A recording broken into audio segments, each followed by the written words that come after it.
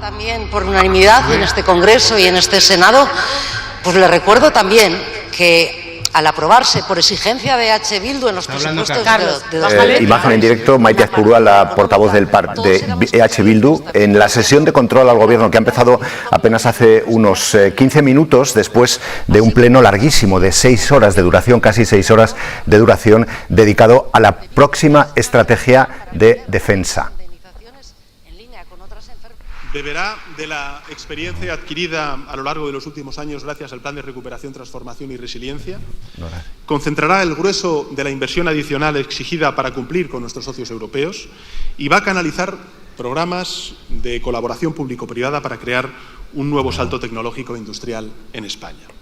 Lo vamos a hacer mirando al este, como no puede ser de otra manera, porque su seguridad también es la nuestra, pero también lo vamos a hacer mirando al sur, apostando por la innovación, por el desarrollo de tecnologías de doble uso, para la creación de nuevas empresas y el escalado de pymes y de startups locales.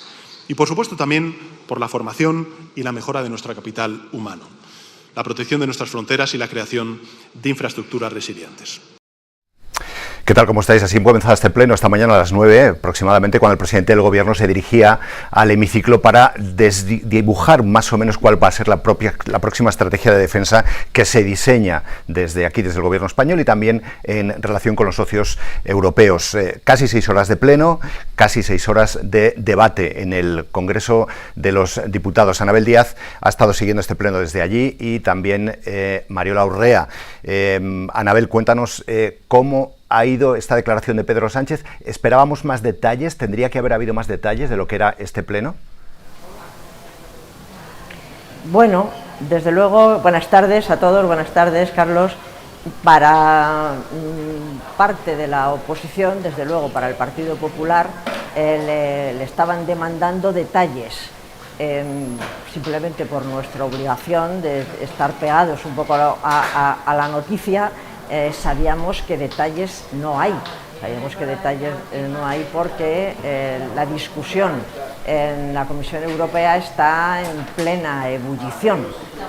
Sabíamos que no íbamos a dar hoy la información de la hoja de ruta de defensa y seguridad para España en este momento, a medio plazo y a largo plazo. Es imposible. También sabíamos que esta iba a ser la demanda que le iba a hacer el presidente del Partido Popular, Alberto Núñez Feijóo. Este es el comienzo, este es un primer debate. Quizá debería haber celebrado, y sí, quizá debería haberlo celebrado antes. Hubo unos chispazos la semana pasada en la sesión de control. Quizá debería haber él mismo acelerado un poco los procesos y, por supuesto, volver dentro de 2 semanas, de 3 semanas, las veces que haga falta, aunque la información, pero por lo que sabemos en el país, por nuestros compañeros que están ahí pegados a la noticia, no hay todavía detalles. Y además Pedro Sánchez, está peleando por un cambio de criterio de la señora von der Leyen, y él quiere que el proceso sea muy parecido al que hubo con la epidemia del COVID. Es decir, una mutualización, en este caso no de vacunas, sino de los gastos, con lo cual hay mucho que hacer, todavía mucho por hacer, mucha discusión, y era imposible que hoy ofreciera detalles. Ahora, se ha puesto de manifiesto, Carlos, otras cosas, que es la profundísima división que hay en el Parlamento español sobre este asunto. salpicado y salpimentado por cuestiones domésticas. Y vamos a escucharle ahora desde el hemiciclo, y es ese mensaje en el que insistía mucho en el que el gasto militar, que la próxima estrategia de defensa no va a incluir un descuento o una rebaja en los gastos sociales. Lo decía así. Nosotros vamos a cumplir nuestros compromisos con la Unión Europea, porque nadie como Europa para cuidar a Europa. Vamos a aumentar la inversión en seguridad y en defensa. Y, por supuesto, al igual que estamos haciendo en otras zonas del mundo, como pueda ser Oriente Medio, particularmente Gaza, vamos a seguir defendiendo el cumplimiento del derecho internacional, apoyando a Ucrania en una guerra contra el imperialismo de Putin. Porque no hay mayor garantía de seguridad para Ucrania y para Europa que la existencia de un ejército ucraniano bien pertrechado. Pero, señorías, lo vamos a hacer sin tocar un céntimo de euro de gasto social o de gasto medioambiental.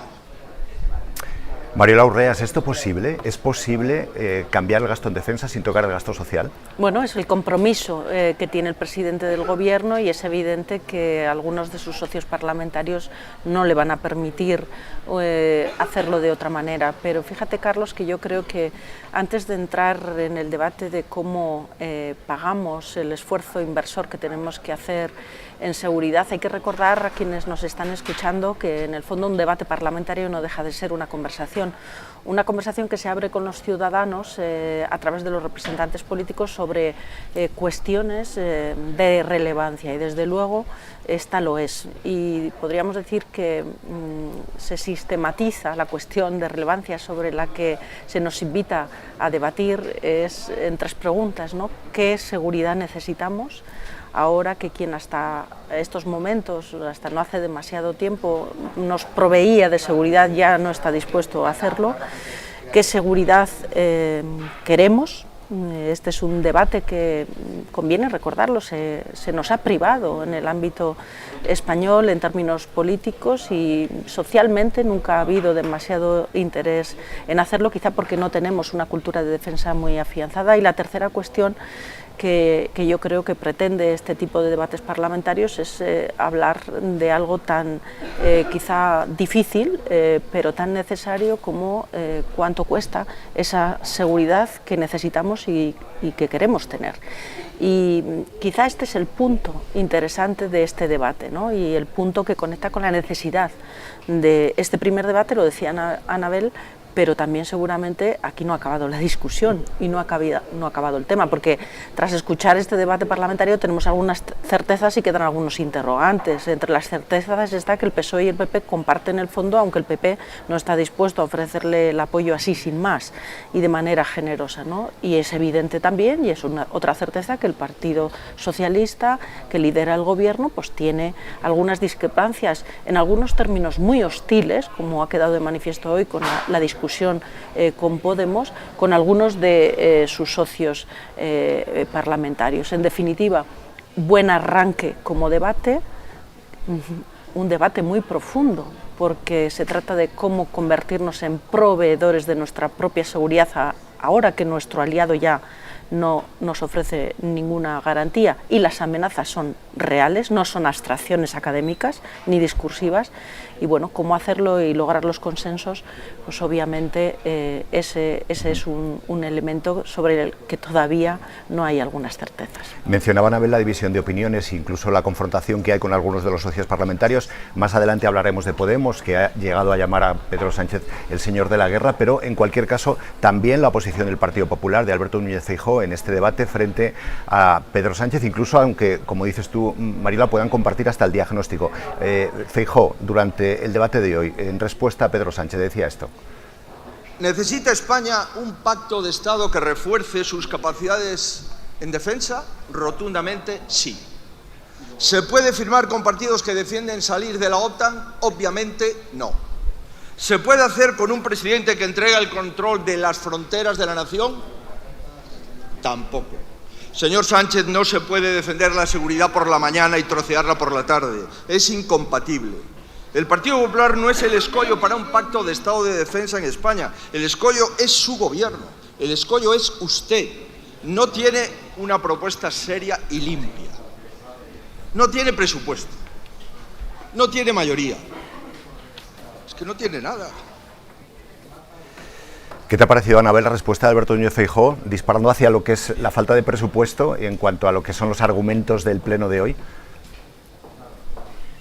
Sí, esto es lo que decía al principio, que de todo el debate por parte de Feijóo ha estado salpimentado con cuestiones nacionales, con cuestiones domésticas, pero el tema que nos ha traído aquí, el tema que nos ocupaba, es el Pacto de Estado sobre Seguridad y Defensa. ¿Podemos esperar que lo brinde el Partido Popular? El señor Feijóo ha respondido, no, él ha dado sus razones. Yo creo que cuando ha hecho esa exposición de no, porque usted está con usted no es de fiar, usted no tiene una propuesta clara y limpia, hemos dicho antes que todavía una propuesta, no sé si limpia o no limpia, no sé ese adjetivo cómo colocarlo, pero lo de clara todavía no puede hacerla, pero sobre todo él se ha fijado en que con estos socios que la mitad vota por salir de la OTAN, pasó la semana pasada en una iniciativa que es simbólica y nada práctica, pero es verdad que lo votaron, pero podía haber dicho, pero aquí estoy, traigan ustedes esa propuesta, lo hablamos y ahí están los votos del Partido Popular por si se necesitan, que se necesitarían en caso de que el resto de los grupos votaran que no, y aquí estoy yo. Aquí están los votos del Partido Popular, que, como se ha cansado en repetir una y otra vez Abascal, en la Unión Europea están juntos.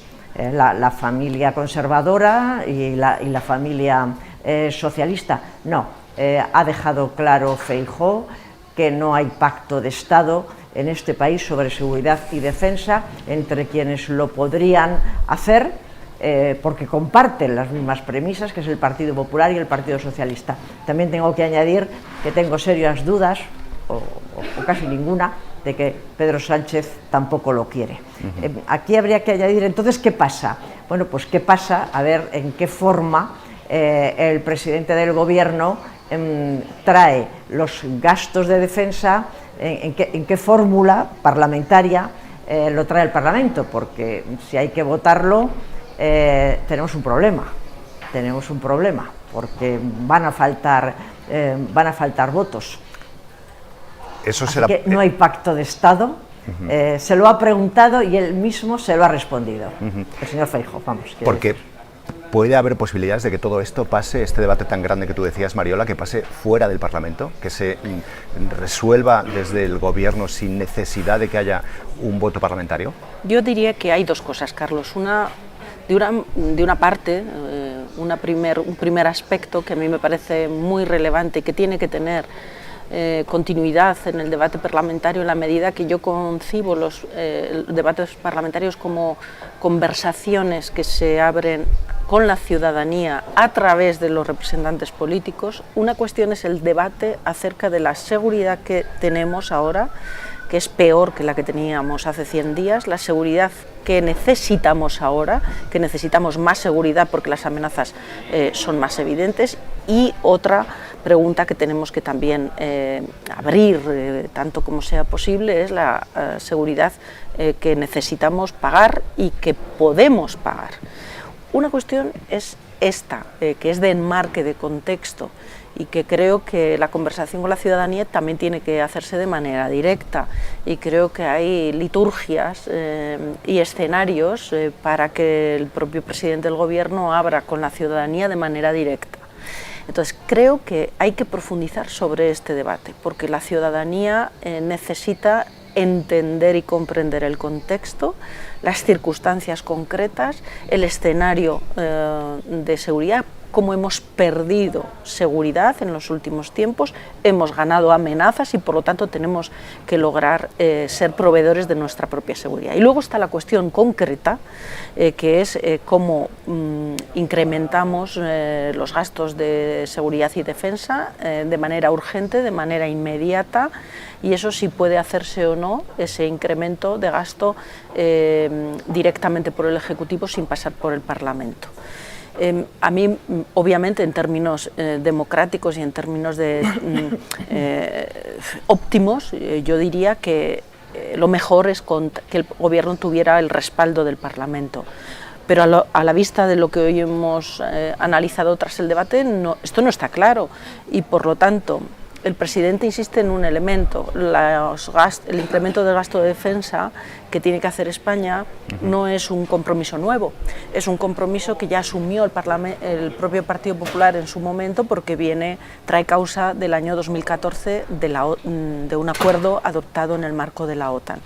Por lo tanto, digamos, yendo hasta ese momento, entiendo que el Gobierno está preparando la argumentación para intentar hacer los esfuerzos presupuestarios sin contar con el respaldo parlamentario, que hoy, a la vista de la discusión, es evidente que no está. ¿Esto democráticamente es lo óptimo? Obviamente no.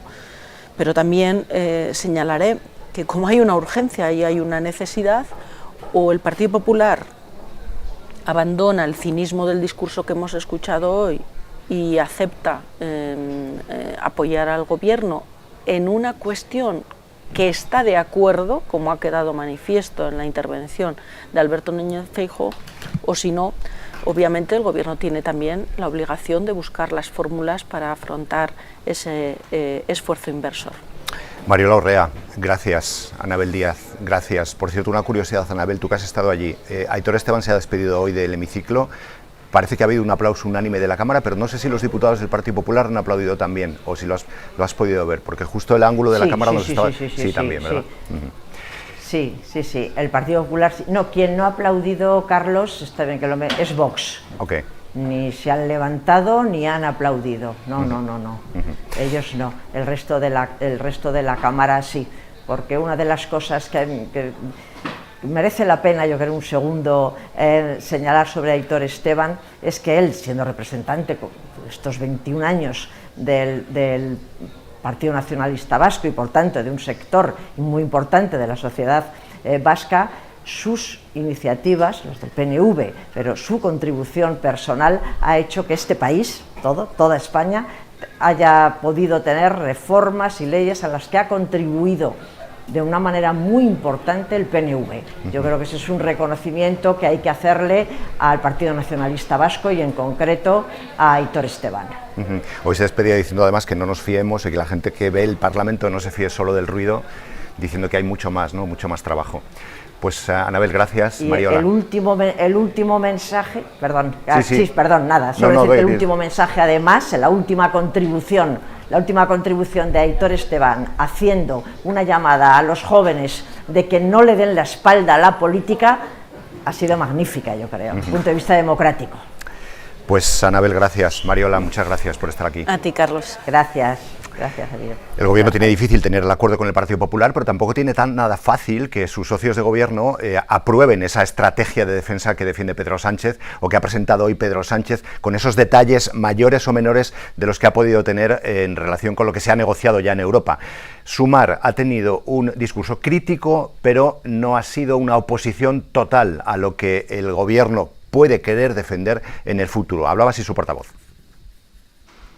La seguridad para nosotras no es solo una palabra y, por tanto, no puede convertirse en una coartada para reeditar políticas fallidas. Reducir la autonomía estratégica de Europa a una carrera de gasto armamentístico sería un error histórico. Óscar Rodríguez, ¿cómo has visto tú esa diferencia entre lo que es Sumar y el Partido Socialista? ¿Crees que han sido discursos medidos para no oponerse o que realmente ahí hay una distancia inalcanzable entre unos y otros en el momento final del acuerdo? Hola, Carlos. Bueno, lo he visto realmente con cierta pena, en el sentido de que hay un gobierno por primera vez de coalición en estos últimos 40 años, un gobierno de coalición progresista, y que cuando llega una de las crisis más importantes que hemos vivido precisamente en estos últimos 40 años, bueno, que no vayan en la misma línea produce cierta pena. Pero realmente lo que más desazón produce es el enfrentamiento bestial, ya no entre el Partido Socialista y sus socios potenciales, sino entre el Partido Socialista y el primer partido de la oposición, que es el Partido Popular. Lo vemos en cada eurobarómetro, y ayer mismo lo vimos en el último eurobarómetro. La desconfianza hacia los partidos en Europa es muy importante, y particularmente lo es en nuestro país, donde 9 de cada 10 ciudadanos y ciudadanas españolas desconfían de los partidos políticos. Y no me extraña, porque no puede ser que un pleno para hablar de una cuestión tan importante esté durando más que todas las reuniones bilaterales que han tenido los partidos para hablar de ese tema tan importante. O sea, hoy estamos empleando más tiempo en la representación, que es al final el Parlamento, que en la gestión del acuerdo, que es lo que tenían que haber hecho los partidos antes de llegar a este pleno. Yo creo que esto no es de recibo y creo que pone a las claras la desconexión total que existe casi total diría, entre los partidos políticos y las estructuras institucionales del país y la propia ciudadanía, porque para que haya un pacto de Estado, coincido con Anabel y con Mariola en sus palabras y en sus deseos, pero para que se haga un pacto de Estado hacen falta voluntades de una oposición, por supuesto, que no está teniéndola, está siendo una oposición destructiva, pero también hay una altísima responsabilidad, diría que más responsabilidad por parte de quien gobierna el país, que es el principal responsable de mantener la cohesión social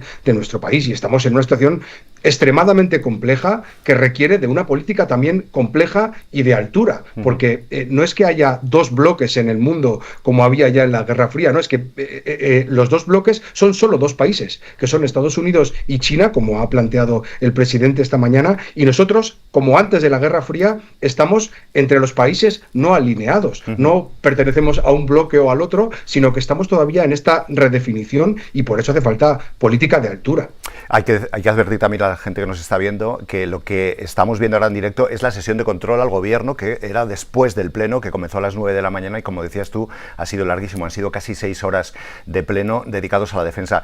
Pero ¿crees que hay un margen para el acuerdo? Es decir, un debate que hoy el presidente del gobierno ponía al nivel de lo que era la trascendencia de lo que fue la pandemia, donde con dificultad, pero se lograron acuerdos entre unos y otros. ¿Crees que aquí hay un margen para reconducir esto o que se va a quedar en el barro de la política doméstica y de la crítica de unos contra otros, a pesar de estar hablando de una cosa como la defensa? Cualquier persona que haya tenido el tiempo y la paciencia de haber visto el pleno de esta mañana, creo que cualquier persona que lo haya visto diría que no hay margen para ese acuerdo entre el Gobierno y el Partido Popular.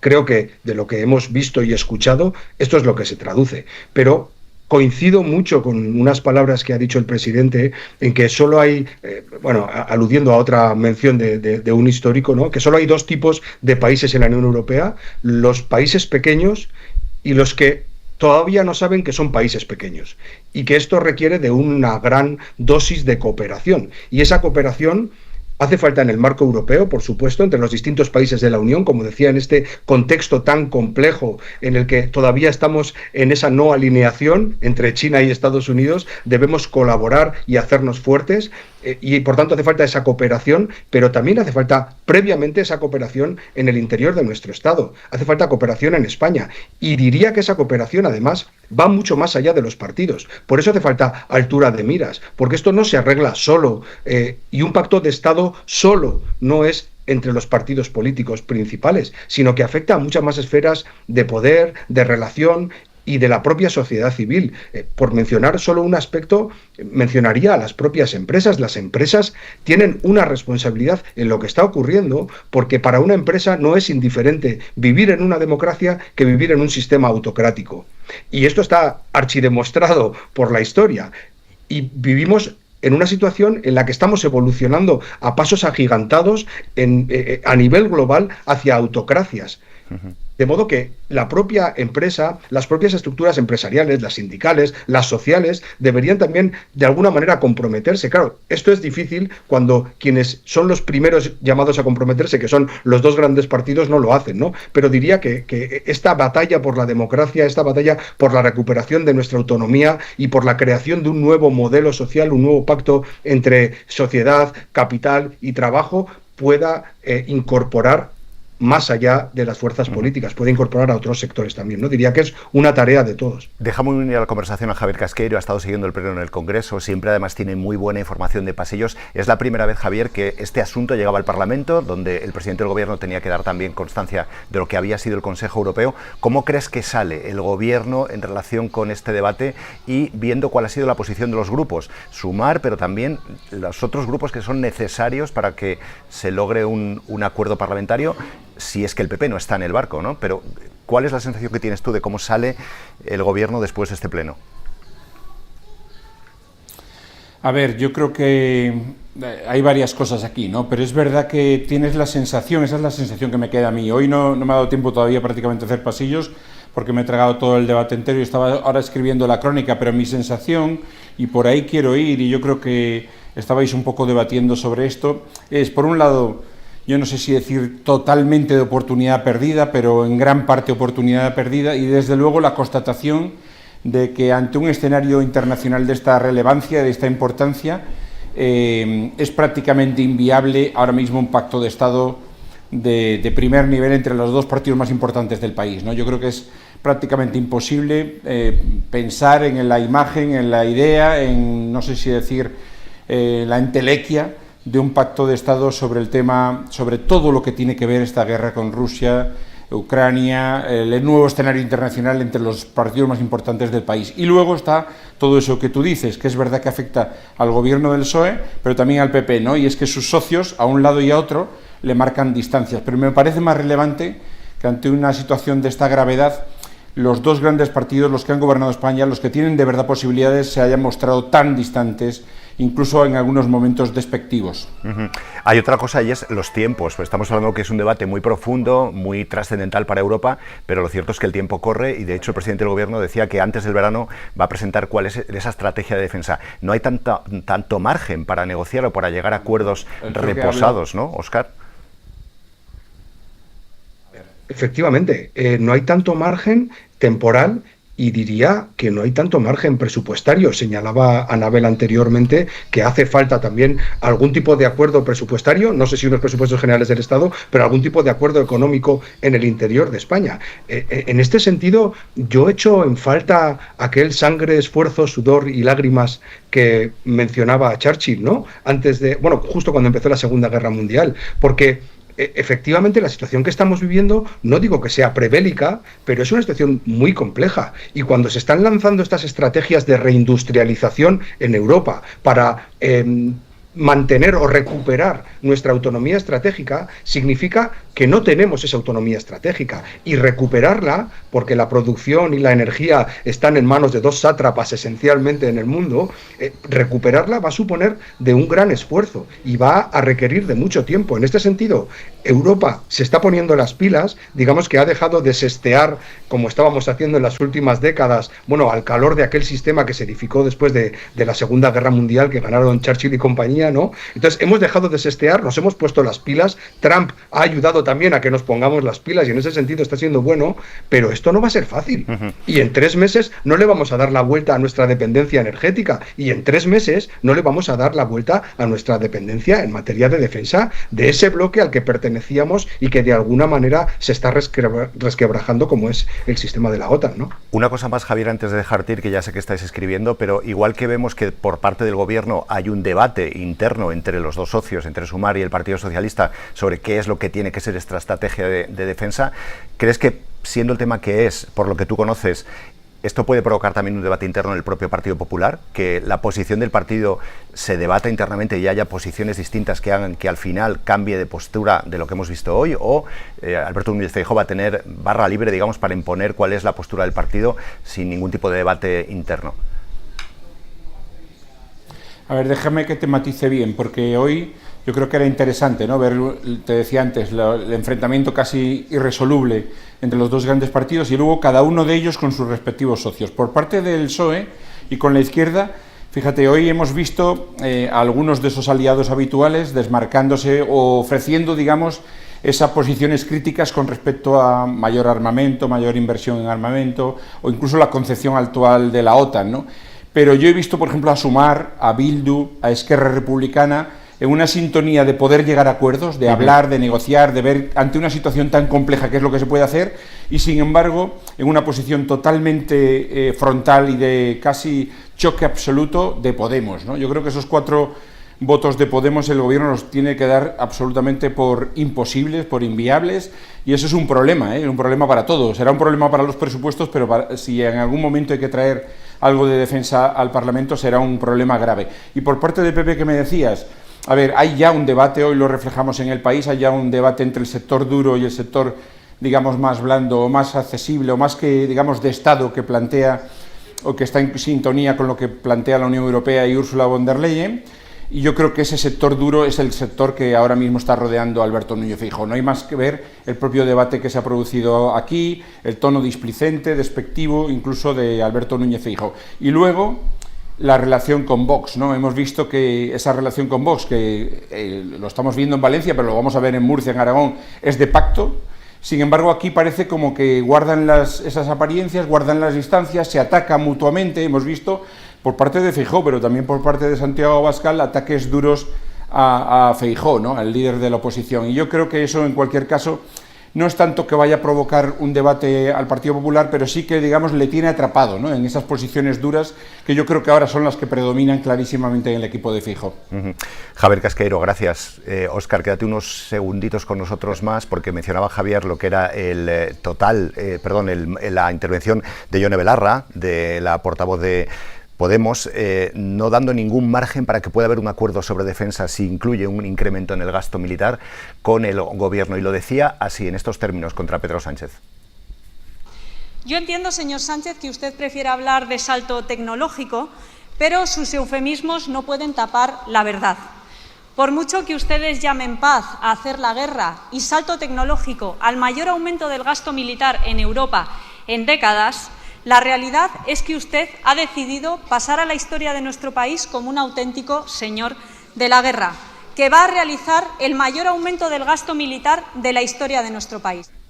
Claro, aquí es verdad lo que decía Javier, si los votos de Junts son los que tradicionalmente decimos que son la clave para conseguir cualquier acuerdo in extremis, en este caso es verdad que si el PP no está en la ecuación, Podemos se convierte en los votos prácticamente imposibles, ¿no?, para lograr un acuerdo. Sí, es que da la sensación que el Gobierno se estaría jugando la baza de que el Partido Popular va a apoyar sí o sí esta estrategia, porque en el marco europeo se está en sintonía entre esas dos grandes familias políticas.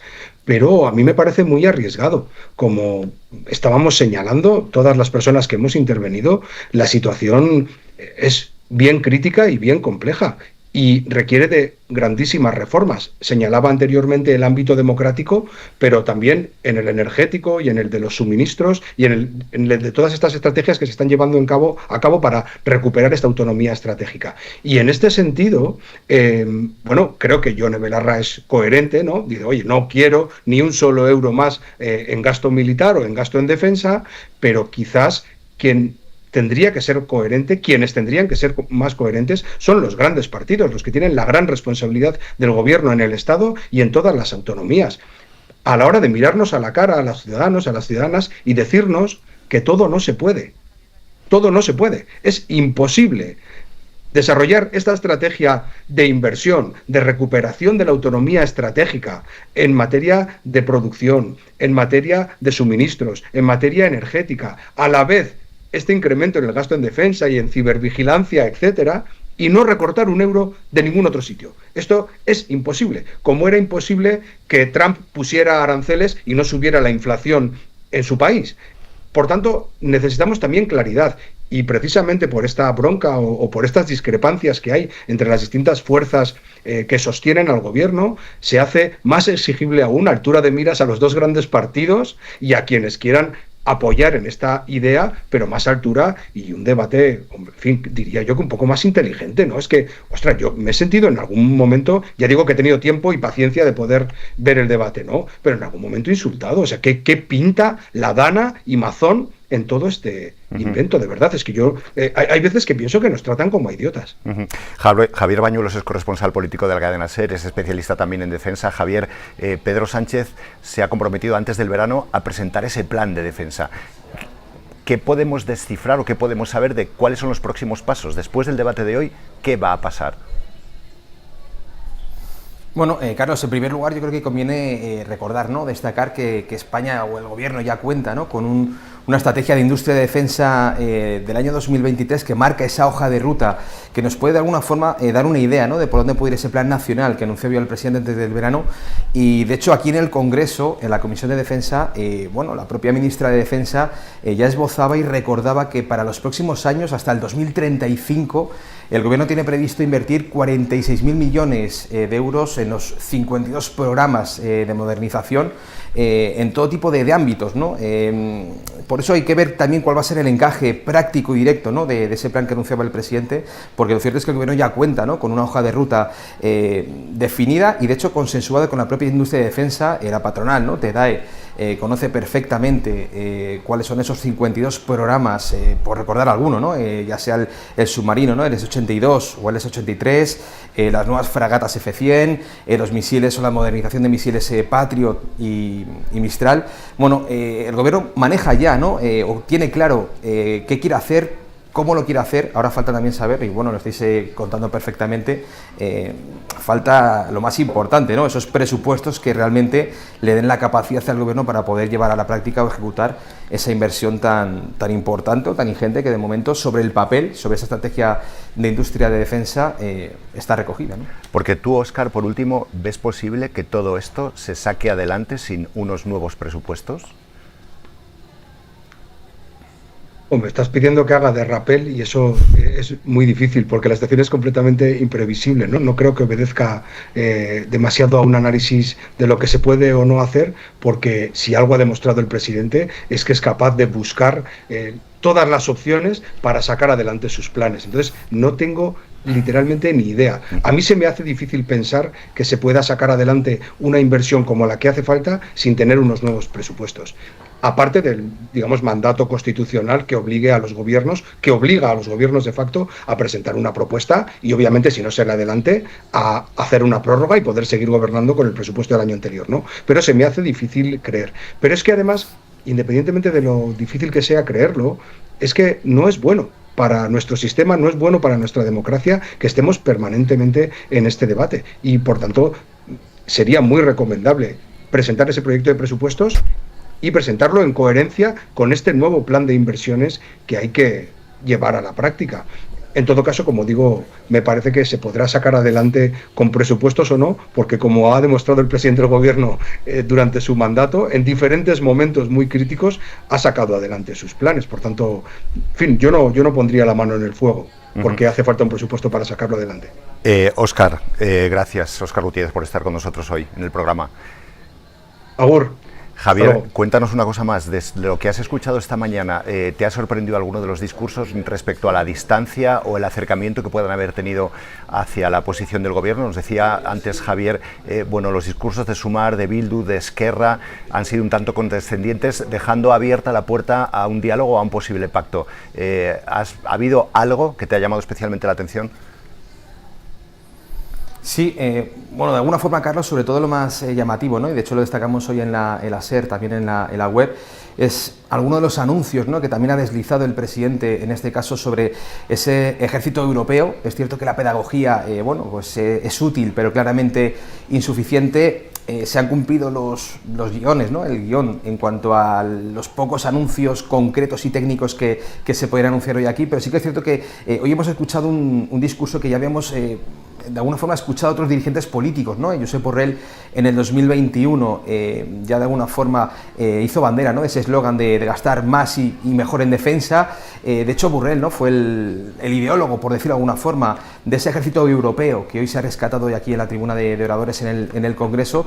Y es cierto que hablando, ¿no?, con expertos, también incluso con mandos militares, ¿no?, de alguna forma coinciden en que es una cierta quimera hablar ya de ese ejército europeo, básicamente por dos motivos, ¿no? Primero, porque ahora mismo bueno, pues las prioridades estratégicas de los diferentes países europeos difieren, no todos podrían llegar a querer lo mismo, y en el caso de España, volviendo un poco, ¿no?, y redundando al tema presupuestario, bueno, pues es difícil también imaginar o pensar que el Gobierno sea capaz de poder hacer un esfuerzo económico tan importante, ¿no?, tan ingente, para poder llegar a activar un ejército europeo. Es cierto que ahora mismo contamos, ¿no?, se cuenta con una fuerza de intervención rápida con capacidad de movilizar a 5.000 soldados, pero ni mucho menos, ¿no?, es el ejército europeo que hoy el presidente de alguna forma ponía sobre la mesa para poder distanciarse, ¿no?, de esa dependencia estratégica hacia Estados Unidos. Así que, por quedarme con algo, yo me quedaría con ese anuncio del presidente del ejército europeo, que difícilmente a día de hoy o a corto plazo parece que pueda ser una realidad.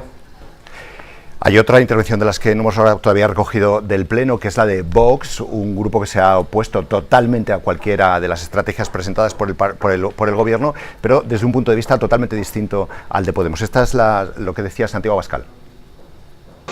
La señora Úrsula les ha pedido cientos de miles de millones, les ha exigido para levantar un ejército de Bruselas. ¿Esta señora qué se cree? ¿El canciller Palpatine? Montando ahora un ejército a su servicio personal después de permitir que Rusia pagase su propio ejército con el dinero de todos los europeos durante tantos años. ¿Creen que estoy mintiendo? Paz. Eso es exactamente lo que está pasando aquí. Claro que hay que aumentar el gasto en defensa. ¿Cómo vamos a negarlo si llevamos diciéndolo mucho antes que ustedes? Pero en nuestra defensa, en los ejércitos de España, para que protejan nuestra frontera y nuestros intereses. Por ejemplo, para que protejan Ceuta y Melilla, donde hay amenazas ciertas, conocidas, permanentes, y no las amenazas inverosímiles, ridículas, que se ha dedicado aquí a relatar el señor Sánchez. Javier, por último, el discurso de Vox se materializa lo que ya sabemos de Vox, pero en este nuevo escenario geopolítico también ha sido quizás la primera oportunidad donde han dejado claro quiénes son sus aliados, quiénes son sus amigos, ¿no? Sí, nítidamente, ¿no? Ha quedado de una forma muy nítida, ¿no? Cuál es el posicionamiento de Vox, que bueno, lo lleva de alguna forma también ya trazando, ¿no? A lo largo de esta legislatura, aunque nos centramos en el caso de Ucrania, ¿no? Y la importancia del contexto geopolítico en esa crisis entre Rusia y Ucrania, también conviene recordar que, por ejemplo, han hecho virajes bastante llamativos, ¿no? Por ejemplo, en el caso de Oriente Próximo, aquí en el Congreso, un diputado de Vox, el ex general Asarta, ¿no? Que llegó incluso a liderar la FINUL, bueno, pues paradójicamente era el diputado de Vox que pedía la retirada, ¿no? De los cascos azules españoles en uno de los peores momentos de la ofensiva de Israel sobre el Líbano, ¿no? Al final, los bandazos que va dando Vox, de alguna forma, yo creo que también determinan muy bien y definen cuál es ahora mismo su prioridad, su estrategia, desviando por completo cualquier tipo de capacidad de gestión y de pacto de Estado, ¿no? Del que veníais hablando, sobre todo con la importancia en este caso de poder, al menos poder tener un mensaje único, directo, entre los partidos aquí en el Congreso. Javier Bañuelos, corresponsal político de Cadena SER, gracias por estar en el programa. A vosotros, un abrazo.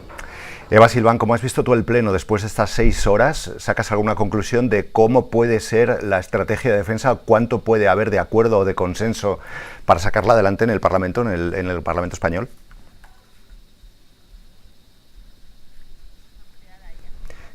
Creo que te tenemos muteada, Eva. Perdón, ahora sí. Perdonadme, Carlos.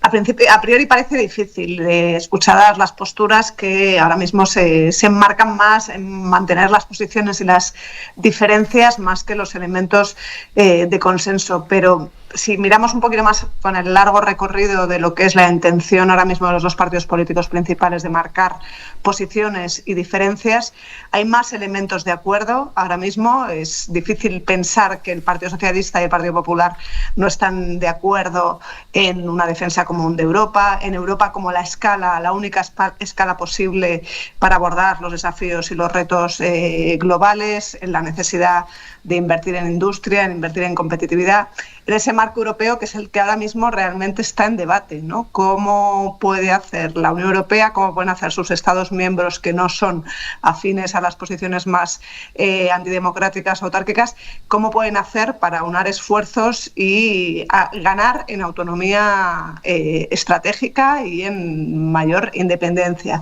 Me resulta complicado que este relato de confrontación se pueda mantener en el tiempo si la Unión Europea sigue, digamos, dotándose de una gobernanza y de unos posicionamientos comunes que vayan en esa dirección, al fin y al cabo, que es avanzar en autonomía estratégica, de reducir lo máximo posible la dependencia con Estados Unidos y generar nuevas alianzas o nuevos espacios de influencia en otras regiones, porque el mundo no se divide solamente en Estados Unidos, China o Europa. Entonces creo que ahora mismo asistimos más a un debate típicamente español, o sea que todavía no ha elevado la mirada a un debate europeo. Algo parecido vivimos en el COVID y luego la respuesta del Estado español, de España, fue, digamos, unívoca con los desafíos y las propuestas de la Unión Europea. Así que me parece que es más esa lógica de debate español más que realmente que los dos partidos principales no estén de acuerdo en que Europa es el lugar común, es la casa común desde la que abordar esos desafíos globales que ahora mismo nos afectan, ¿no?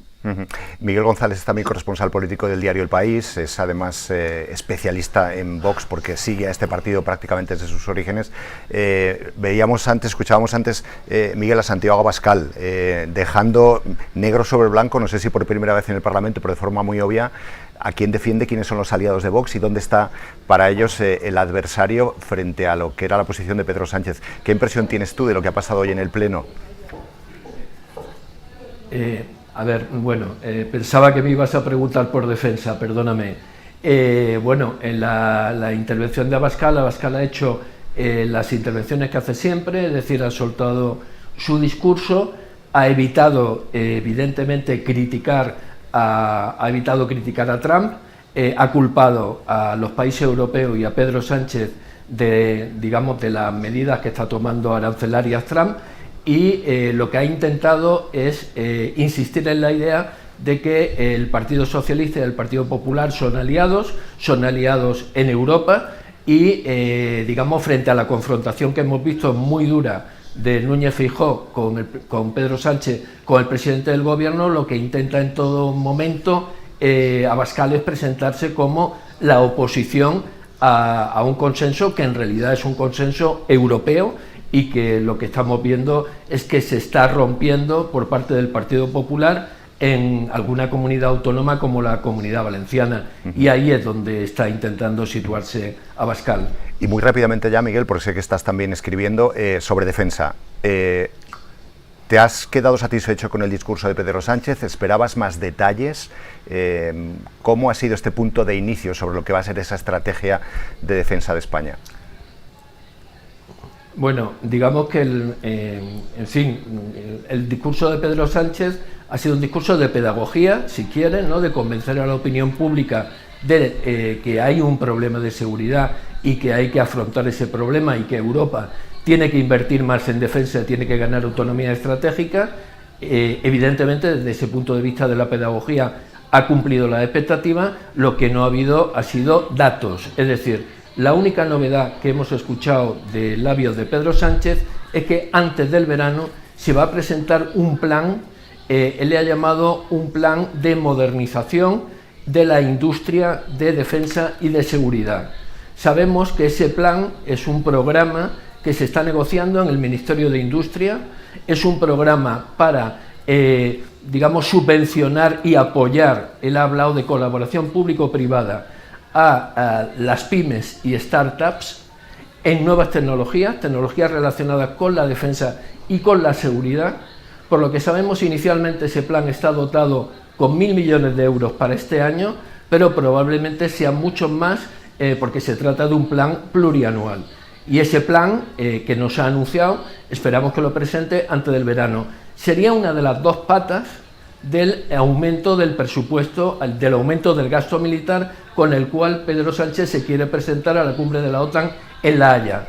La otra pata sería un incremento del presupuesto de defensa que todavía no nos ha revelado, según dice, porque aún no tenemos claro qué parte de todos esos programas va a financiar la Unión Europea, qué parte con ese plan de rearmar Europa, que ya se le ha quitado ese nombre, qué parte va a venir vía subvenciones o vía créditos, pero una parte va a estar en defensa, otra parte va a estar en industria, y con con esas mochilas es con las que Sánchez espera llegar a la cumbre de La Haya, diciendo que España está cumpliendo, por lo menos está en vía de cumplir su compromiso. Miguel González, como siempre, muchísimas gracias. Gracias a vosotros. Eva, mencionabas antes la posibilidad de que cuando todo este debate se madurase un poco más también a nivel europeo, los acuerdos pudiesen ser más fáciles o más posibles entre distintas fuerzas políticas. ¿Esa presión de Europa tú crees que puede servir realmente para que las posiciones en España se maticen, se acerquen? Bueno, yo creo que es que el Partido Popular lo que está jugando es la baza del desgaste al Partido Socialista. De alguna manera ellos están percibiendo, y porque es cierto, hay una fractura, hay una división entre el bloque de la investidura, que la visibiliza de una manera muy clara y contundente Podemos, que ya ha nombrado a Pedro Sánchez como el señor de la guerra, cuando seguramente se están incurriendo, yo creo que en errores comunicativos de bulto por parte de la Comisión Europea en estos 2 últimos días, en este planteamiento del kit de emergencia para la guerra y en intentar trasladar de qué estamos hablando ahora mismo cuando hablamos de defensa y cuáles son los riesgos reales a los que se enfrentan los países de la Unión Europea. Entonces, por un lado, Feijóo ha visto clarísimamente que hay una fractura y hay un desgaste en el bloque de investidura mucho más profundo, porque sin los 4 votos de Unidas Podemos, Pedro Sánchez no saca presupuestos y se le va a poner muy complicada, le va a desgastar mucho la gobernabilidad. Y luego, por otro lado, hay una falta de comunicación clara de lo que estamos hablando ahora mismo cuando hablamos de un riesgo de guerra o de conflicto en la Unión Europea. Lejos, yo creo que aquí la Comisión Europea y el Gobierno español deberían hacer una pedagogía mayor. Creo que Pedro Sánchez lo ha intentado cuando él habla de que el término adecuado no es rearme, sino es seguridad y garantizar nuestra independencia estratégica y proteger nuestras infraestructuras. Y yo creo que hay, por eso, el error de estos 2 días, que me parece que roza la comedia del kit de emergencias que necesitamos. Creo que haríamos mejor en tener un debate más serio y profundo sobre lo que significa, cuáles son los riesgos reales de conflicto ahora mismo, cómo se materializaría un conflicto en la Unión Europea, porque además no es lo mismo, y lo hemos visto en el Eurobarómetro y en la opinión pública europea, no es lo mismo una agresión, digamos, por tierra, puramente bélica, como estamos acostumbrados o como nuestro imaginario nos lleva en los países fronterizos con Rusia, si es que Rusia es el enemigo que realmente puede atacar al territorio europeo vía tierra o vía agresión física, o lo que están en riesgo son nuestras infraestructuras, porque hemos generado una dependencia muy grande en cuanto a la tecnología, en cuanto a la generación de energía, en cuanto a la industria, a la capacidad de comercio. Entonces yo creo que en el momento en el que seamos capaces de hablar con un poquito más de profundidad y de seriedad de qué estamos hablando, yo insisto en que los 2 partidos políticos deberían ser capaces de ponerse de acuerdo. Lo que pasa es que la propia debilidad de Pedro Sánchez, ahora mismo, que se ve claramente en el Congreso de los Diputados, es una oportunidad que Feijóo aprovecha para desgastarle, atisbando una posible crisis de gobierno o un adelanto electoral, lo que yo creo que es conocer poco a Pedro Sánchez. No sé si tenemos conexión ya con Carmen Rengel, es la corresponsal del HuffPost en Bruselas. ¿Cómo sienta todo este debate español, si es que hay una opinión allí ya de lo que está pasando en España sobre este asunto de la defensa? Carmen, esta división de opiniones en relación con otros países, como por ejemplo Alemania, donde el acuerdo está siendo mucho más fácil entre fuerzas distintas.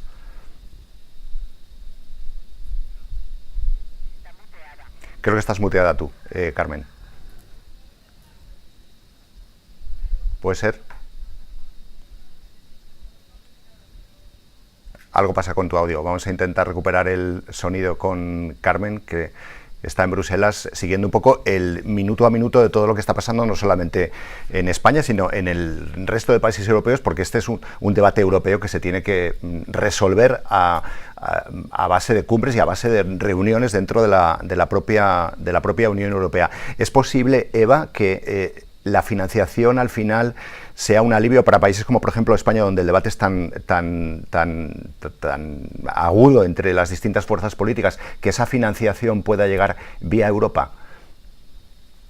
Bueno, vamos a ver cómo se canalizan esos fondos, ¿no? La Unión Europea es regulación y es financiación en parte, y son valores, ¿no? También, o sea, la Unión Europea se constituyó como un proyecto alternativo a las 2 grandes guerras mundiales y como un proyecto de democracia y de seguridad en cuanto a la construcción de unos valores, pero sobre todo también es regulación y es financiación y es mercado común. Y esa financiación se ha visto muy claramente como respuesta a la COVID con la liberación de los fondos europeos.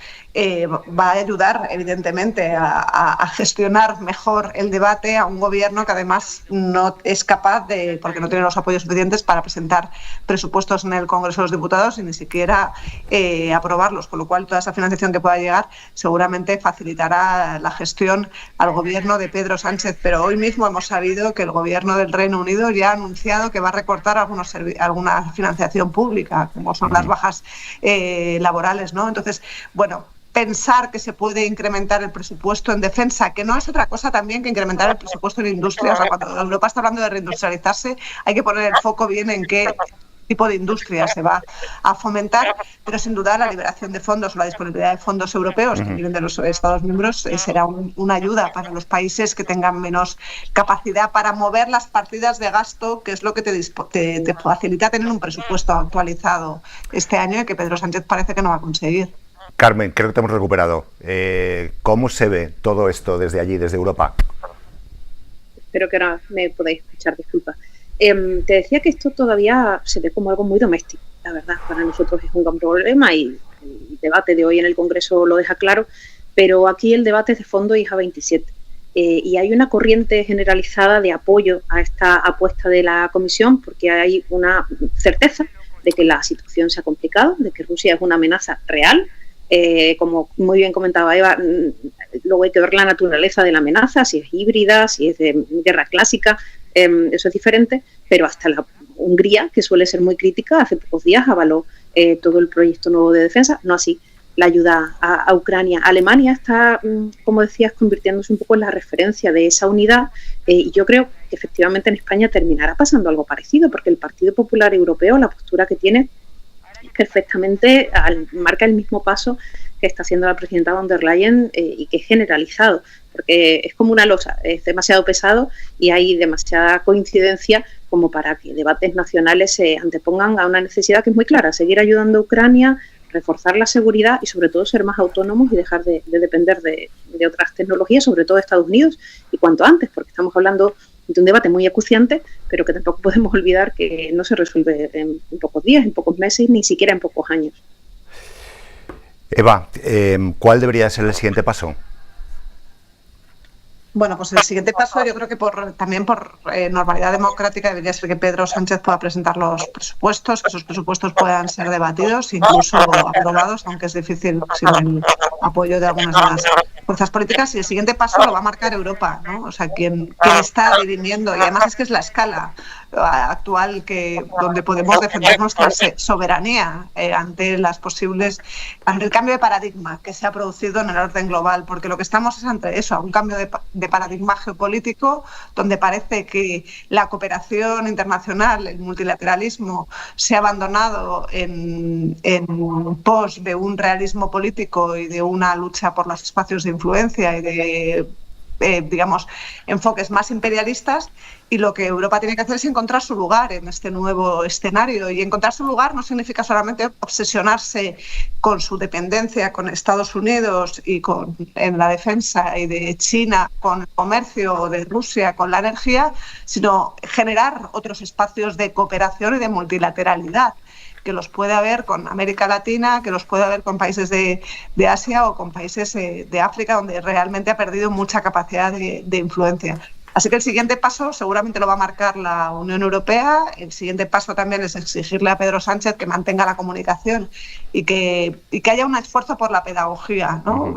Hablabais ahora también de qué significan las guerras del siglo XXI, qué significa un conflicto en 2025, si estamos hablando más de un contexto de incertidumbre y de inestabilidad y de riesgo de infraestructuras críticas, de acceso a la energía, de que podamos ver, cierta interés en la injerencia en los sistemas democráticos, y creo que vamos más hacia ese foco que hacia ponernos en unos escenarios bélicos que creo que ahora mismo no se corresponden y que pueden generar cierta brecha, pese a que una cosa que sí me parece muy relevante es que el Eurobarómetro, la encuesta que salió ayer por parte de de la Unión Europea, la ciudadanía europea siente que el proyecto europeo es el que le tiene que defender, que esa es la escala válida, ¿no? Entonces seguramente sean las instituciones europeas las que marquen el ritmo. Yo espero que sea con un buen discurso, una buena comunicación y que sobre todo prevalezcan los valores y la cohesión social del continente. Eva Silván, muchísimas gracias por estar en el programa. A vosotros, Carlos. Carmen, ya que te tenemos aquí, estás en Bruselas, hablaba ahora Eva de esa parte de la encuesta europea donde los europeos dicen que Europa es la que les tiene que defender. Europa asume también que en este debate probablemente no van a ir todos de la mano. Estoy pensando en Hungría, pero estoy pensando también que a lo largo del camino, viendo lo que ha pasado hoy también, incluso aquí en España, puede haber otros países que se quieran aparcar de una defensa que es para todos. Sí, vuelve a veces a los pasillos la frase de la Europa de varias velocidades, pero se avisa, no estamos en ese punto, hay que intentar igualar las apuestas. Es cierto que hay países, por ejemplo, como Francia o Alemania, que hace años, ya con Macron y con Merkel, apostaban por un ejército europeo. Esta mañana Sánchez abogaba también por ello. Los más realistas te dicen que eso es muy complicado, que sí que se puede europeizar todas las fuerzas armadas de los 27, crear algún tipo de mando, sobre todo mayor comunicación, pero ahora queda un debate importante a la hora de ver apuestas en el dinero, en cómo se paga, en cómo son los créditos, en cómo se devuelve, porque ahora estamos hablando del dinero que se va a poner sobre la mesa, pero en algún momento habrá que devolverlo y eso puede generar una subida de inflación, de precios, algún tipo de crisis. También cómo se hace, que eso sí que creo que es muy español y ahí un debate interesante en cabeza, que es cómo acabamos, mantenemos eso, se llama el dividendo de la paz, ¿no? Que es que como ese margen que nos permite tener un colchón social que no se toca por más ciertas en defensa. Hay que recuperar todo el tiempo perdido. Si se hubieran hecho determinadas inversiones no estaríamos en el momento en el que estamos ahora de tener que poner toda la carne en el asador directamente y entonces hay que ver a qué ritmo quiere hacerlo cada país. Para eso la presidenta de la Comisión ya ha dicho que va a haber una batería de reuniones que van a intentar tener el máximo consenso, que incluso se podrían modificar mayorías. Tenemos el caso de la colaboración con terceros países, de Reino Unido a Turquía, que es fundamental.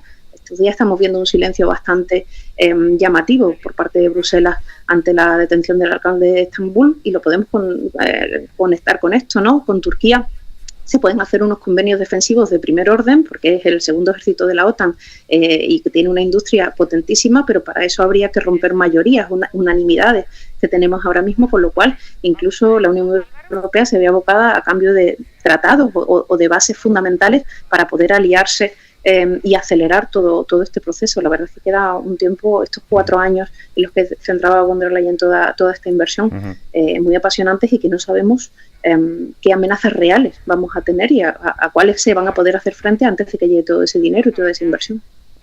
Carmen Rengel, corresponsal del HuffPost en Bruselas, gracias por estar una vez más en el programa. A vosotros, Carlos, gracias. Hablamos de defensa, pero ¿qué hablamos realmente cuando hablamos de defensa? ¿De qué estamos hablando en cuanto a aumentar el gasto? ¿Dónde tiene que estar ese aumento del gasto militar? ¿Qué es lo que tenemos que comprar? ¿Qué es lo que no tenemos que comprar? ¿Qué es lo que no nos hace falta? Bueno, Guillermo Pulido es politólogo, es especialista en defensa. Guillermo, ¿qué es lo que hace falta? Cuando hablamos de incrementar ese gasto en defensa, ¿se trata de comprar más? ¿Se trata de distribuir mejor el gasto militar? ¿Cuánta parte hay de gasto extra? ¿Cuánta parte hay de mejor reparto de lo que ya está comprado, de lo que ya existe en los distintos ejércitos europeos? ¿Por dónde tendríamos que empezar? Sería una respuesta muy larga porque son demasiados frentes los que se abren con esta pregunta, pero respondiendo rápidamente, porque básicamente en lo básico hay que disuadir de una hipotética amenaza militar a gran escala que viene de Rusia en el caso que se diera una derrota militar de Ucrania y Estados Unidos no diera sus garantías de seguridad a Europa, se produciría un desequilibrio militar en el continente muy a favor de Rusia. Estamos hablando que una guerra una agresión militar o una guerra en Europa del Este y en Europa Central, significaría una guerra terrestre. En ese sentido, el conjunto de las fuerzas terrestres europeas son 82 brigadas, muchas disminuidas por un déficit en el reclutamiento de tropas, ¿no? de fuerza profesional, y mientras que Rusia tiene actualmente 220 brigadas y está aumentando su fuerza terrestre entre 300.000 y 400.000 soldados adicionales, ¿no? Estaríamos hablando de unas 60, 80 brigadas de maniobra, ¿no? Brigadas acorazadas, de infantería, mecanizadas, etcétera, además de varias brigadas más de apoyo, como de artillería, ingenieros, etcétera, ¿no? Estamos hablando de un ejército bastante grande, porque Rusia, al ser solamente un país y no 27, puede hacer economías de escala y dedicar todos sus recursos a generar fuerza de maniobra, ¿no? La gente dice que la Unión Europea gasta 3 veces más que Rusia. Eso es falso. En euros contantes y sonantes sí es verdad que gastamos más por tipo de cambio, pero en paridad de poder adquisitivo el gasto de Rusia es incluso superior al de toda la Unión Europea, al de todos los países europeos juntos. Porque hay que tener en cuenta que mientras un carro de combate Leopard europeo nuevo te puede costar 29 millones de euros aproximadamente, lo que cuesta un Leopard 2A8, Rusia puede coger tanques de la era soviética, reconvertirlos y tiene un tanque de batalla para la era moderna, quizá no tan buena como un Leopard 2A8, por 1 millón de euros, ¿no? Entonces, de ahí que la paridad, aparte de que los soldados cobran menos allí, etcétera, de ahí que la paridad de poder adquisitivo puede generar mucha más fuerza. Además, Rusia dedica a comprar mucho menos aviación porque compra más en defensa. Y nuestra aviación contra las defensas aéreas rusas, pues en teoría no serían muy eficaces porque además estaríamos hablando de aviones de 4ª generación, no de aviones tan avanzados como los F-35 americanos, ¿no? Pues estaríamos hablando de material meramente europeo, ¿no? En caso de una guerra, porque se dicen comprar europeo. Por tanto, habría que ampliar muchísimo la fuerza terrestre y también dedicar muchísimo dinero a generar capacidades críticas de las que carecemos si queremos ser realmente autónomos, como aviación de 6ª generación y también ampliar el arsenal nuclear, evidentemente. Entonces, pues, aparte, después responder a la cuestión de cómo van a ser las guerras del futuro, ¿no? Del Esto te futuro iba a preguntar, inmediato, claro, que hasta qué punto estamos hablando solamente de instrumentos o de artefactos militares de guerras que ya conocemos, y cuánto hay de esas nuevas técnicas de guerra, inteligencia, nuevas tecnologías, en donde no sé si Europa o España, Europa, está en una posición de poder competir con potencias como Rusia, como Estados Unidos.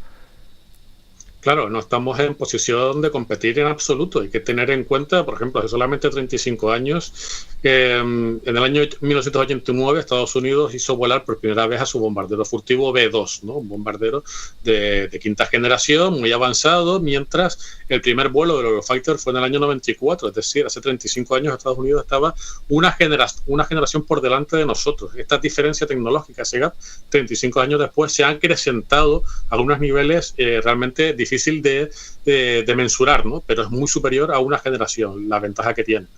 Por ejemplo, nosotros solamente el FCAS, que es el avión de 6ª generación europeo, actualmente no está volando, es solamente un PowerPoint, ¿no? A pesar de que está costando ya bastante dinero. Mientras los Estados Unidos y China ya están volando sus propios prototipos. Los Estados Unidos ya vuelan su 6ª generación desde hace 5 años, China ya desde este año. Fabricar aviones de 6ª generación, drones de decir que acompañan a estos aviones, porque estamos hablando de una nube de combate de aviación, no solamente aviones de caza como el que tienen ahora en las imágenes, sino las guerras del futuro inmediato van a estar estos aviones de última generación o de 6ª generación acompañados de cazas colaborativos, o sea, por sus siglas en inglés, ¿no? Esto tienen que inteligencia artificial, materiales compuestos, fábricas muy adaptadas. Estamos hablando de una inversión muy cara. No estamos hablando que las guerras del futuro van a ser más baratas que las actuales, van a ser instrumentos muy caros, ¿no? Por tanto, y actualmente no tenemos ni siquiera la industria, no tenemos ya la capacidad, pero es que habría que crear una base industrial y después todos los programas de defensa, el FCAS, que todavía es un PowerPoint, pues comenzaría a volar en teoría en 2040 aproximadamente, ¿no? Entonces, claro, ¿qué pasaría si ahora compramos aviones Rafale y Eurofighter y los rusos compran aviones de 6ª generación chinos? Toda nuestra inversión en defensa quedaría obsoleta, ¿no? Por tanto, son asuntos muy graves y que hay que resolver en pocos años. Eso te iba a decir, que en cuanto a la industria, ¿a cuánto tiempo hace falta para poner en marcha una industria que actualmente no existe? Yendo muy rápido, ¿en qué punto tendríamos que estar de tiempo para poder tener una industria engrasada produciendo material que ahora mismo no tenemos? Es difícil de establecer, habría que hacer un estudio de sistemas industriales, ¿no? Muy avanzado, pero tardaría muchos años.